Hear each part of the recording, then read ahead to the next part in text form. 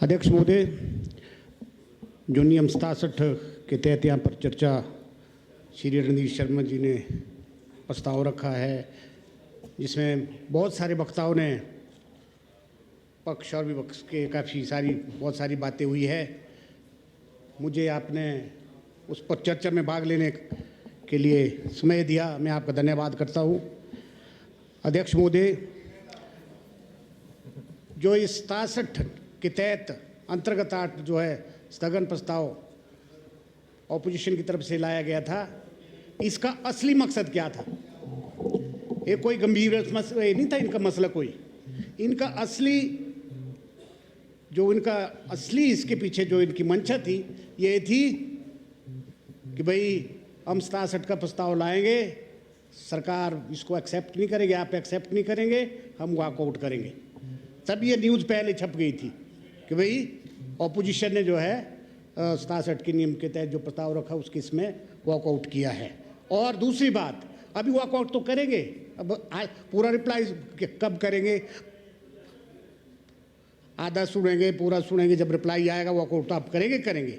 और असली मकसद ये था, ऐसा नहीं है कि इलेक्शन के बारे में बड़े चिंतित है, ऐसा नहीं है। और उससे क्या मैं आपको बताना चाहता हूँ, ऑपोजिशन के बहुत सारे मेंबर ने, माननीय सदस्यों ने बहुत सारी बातें की है, जिसमें ठाकुर साहब ने भी की, जो माननीय हमारे नेता प्रतिपक्ष है।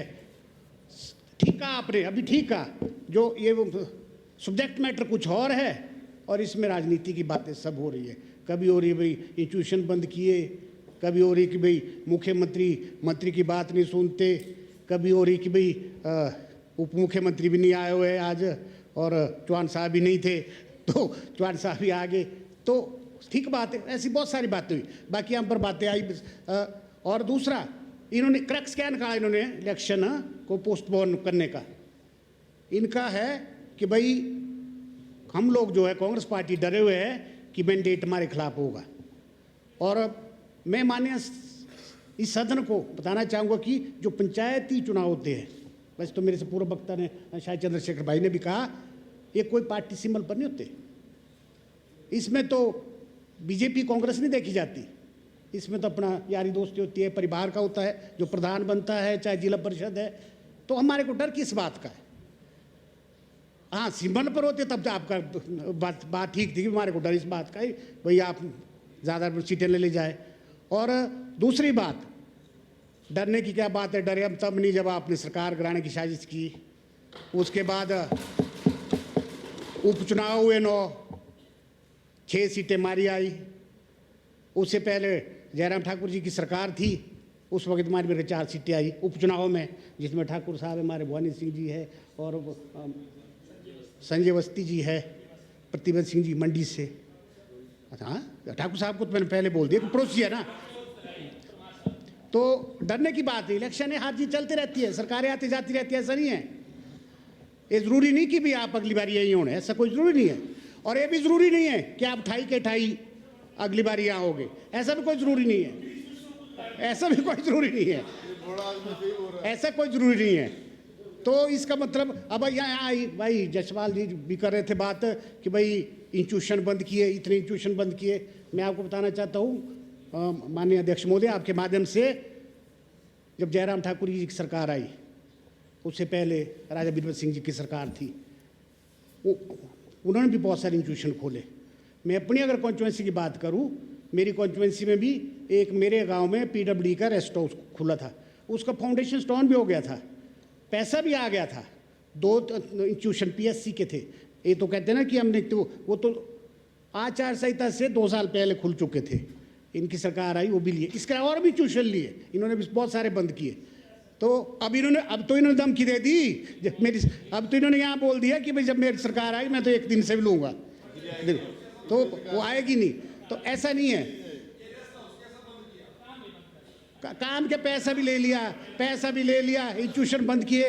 और कई इंस्टीट्यूशन तो इन्होंने, माननीय अध्यक्ष महोदय, जो ठाकुर साहब की बात है, सरकार की बात आती है इनकी, मेरी कॉन्स्टिट्यूंसी में 2 सब तहसील ऐसी खोली आचार संहिता के दिन। आचार संहिता अनाउंसमेंट हो गई थी, उसके बाद वहाँ पर फीते कटवाए उनके, ना कोई पिए ना कोई, कमरे तो उन्होंने कर दिए थे। ना कोई स्टाफ, ना कोई, तो ऐसे इंस्टीट्यूशन किस काम के थे? तो इसलिए ऐसा नहीं है, मतलब कहावत ठीक है, जिसके घर शीशे के होते हैं और दूसरों के घर में पत्थर नहीं डालते, ठीक है ना जी? आप लोग भी ऐसा नहीं है कि भाई आप लोग ने सब बिल्कुल भाई ऐसे काम किया आपने तो बस बिल्कुल। बाकी आती है देखो यहाँ पर जो पंचायत इलेक्शन की बात आती है, अभी तो टले नहीं है, अभी तो 23 जनवरी है लास्ट डेट।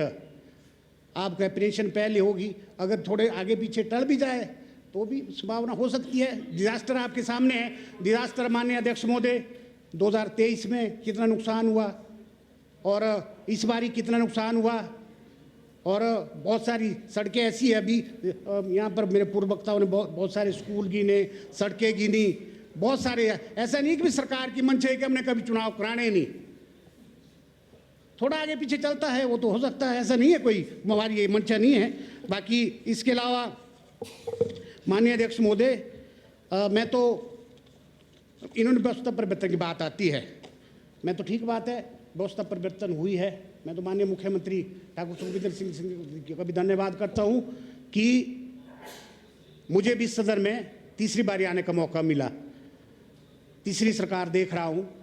जब भी 67 के नियम आते थे, मेरे ख्याल है पहली सरकार है जो मैंने तय की 3 सरकारों में, ये पहली सरकार है जिन्होंने इनके तीसरा, मेरे ख्याल है तीसरा 67 का नियम है जो अलाउ हुआ। ये व्यवस्था परिवर्तन का एक उदाहरण है।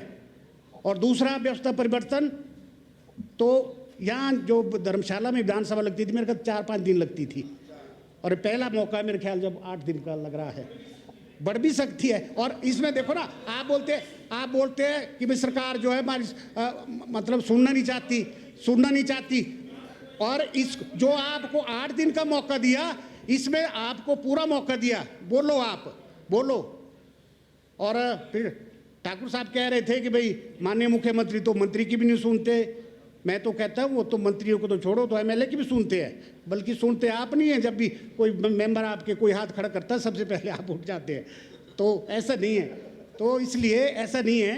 तो इस विषय पर जैसे आपने कहा कि भाई सब्जेक्ट मैटर पर, मैं इसलिए बोल रहा हूँ, सब्जेक्ट मैटर पर तो किसी ने बात की नहीं, कोसने की बात की।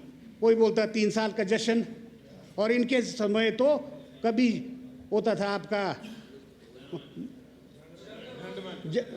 मंच कोई कुछ चलते रहता था। तो उसमें तो चलो अफसर लोग क्या कहते थे, उसको क्या परिभाषा दी उन्होंने बाद में, वो मैं नहीं बताना चाहूँगा। तो कई बातें होती थी। हमारी सरकार कैसी मंशा नहीं है। मैं तो माननीय मुख्यमंत्री का बधाई देना चाहता हूँ, धन्यवाद करता हूँ। बावजूद इतनी परिस्थितियों के अनुसार 23 में डिजास्टर हुआ, 25 में डिजास्टर हुआ, और फिर आप लोगों ने सरकार गिराने की साजिश की, उसमें भी 6 महीने साल उसमें भी लगे, और बावजूद भी आपके केंद्र से भी जो सहायता मिलनी थी अभी तक नहीं मिली। घोषणाएं ज़रूर हुई, फिर भी जो हमारे विकास के कार्य है सब चले हैं, कोई रुके नहीं है। मैं तो माननीय मुख्यमंत्री का धन्यवाद भी करूँगा। जब ये 2025 का 23 की बात है, 23 का डिजास्टर के दौरान भी सेब सीजन पीक पर था, 25 के डिजास्टर के दौरान भी सेब सीजन पीक पर था। मैं तो धन्यवाद करता हूँ कि भाई हमारे जो बागवानों के सेब मंडी तक पहुँचे, रेट मिले नहीं मिले वो दूसरी बात है। बाकी आइए आपकी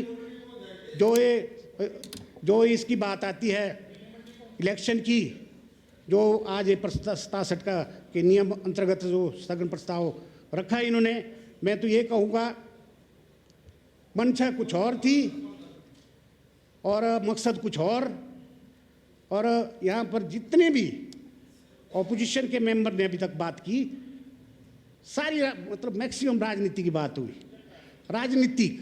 और सब लोगों ने, यहाँ तक कि ठाकुर साहब ने भी डरा दिया हमारे को, भाई अगली बारी मेरी सरकार आएगी तो हम पैसा करेंगे, तो करेंगे। चलो तो समय बताएगा। देखो ऐसा है परमार साहब, इलेक्शन से डरना नहीं चाहिए, चलते रहता है, हार जीत चलती रहती है, सरकारें आती जाती है। ऐसा नहीं है जैसे माननीय अध्यक्ष महोदय भाई जसवाल जी कह रहे थे, माननीय सदस्य, कि भाई अब हिंदुस्तान में तीन स्टेटों में है, अब हिमाचल प्रदेश में तो हम है, आगे जरूरी नहीं कि आप ही आएंगे। ऐसा नहीं है, चलते रहता है। बाकी माननीय अध्यक्ष महोदय, और मैं ज़्यादा बात ना लंबी चौड़ी बात ना कहता हूँ, क्योंकि इस मेरे से पहले काफ़ी इस सब्जेक्ट मैटर पर बहुत सारी बातें हुई है। आपने मुझे समय दिया, आपका बहुत बहुत धन्यवाद। धन्यवाद। जय हिंद।